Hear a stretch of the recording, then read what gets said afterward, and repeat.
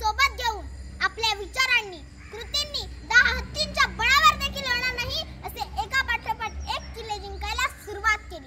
कारण आस होती फक्त स्वराज्याची आणि भक्कम साथ होती जिजाऊ आणि आई भवानीची. एवढं सांगितलं ना. स्वराज्य स्थापनेचे कार्य सोपे नव्हते. अनेक शत्रू होते, अनेक अडथळे होते. तरी सुद्धा शिवाजी महाराज असा एक राजा होता ज्यांच्यासाठी आणि स्वराज्यासाठी स्वतःच्या जीवाची पर्वा न करणारे मावळे त्यांच्या जवळ होते.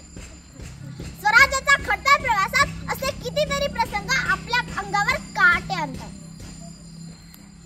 आधी लगीने कोंढाण्याचं मग माझ्या रायबाचं असा म्हणणारा तान्हाजी आणि शेवटी गड आला पण तान्हाजी सारखा दणकट सिंह गेलाच.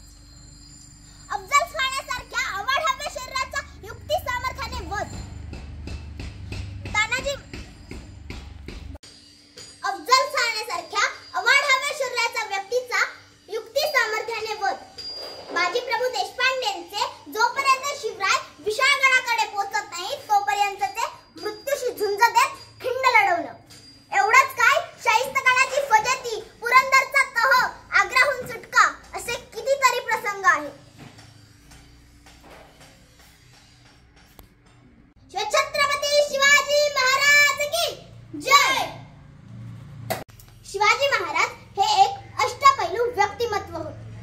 अन्याय, असमानता, स्त्रियांची अवहेलना यांना शिवाजी महाराजांकडे थारा नव्हता. परस्त्री म्हणजे माते समान असे उदात्त विचार महाराजांचे होते. त्यांनी कधीही कोणावर अन्याय होऊ दिला नाही. त्यांनी लहानपणापासूनच शून्यातून त्यांनी आपले संपूर्ण जीवन प्रजेसाठी वाहिले. 3 एप्रिल 1680 तो काळा दिवस गवला. सूर्यासारखा चमचमणारा तारा अनंतात विलीन झाला.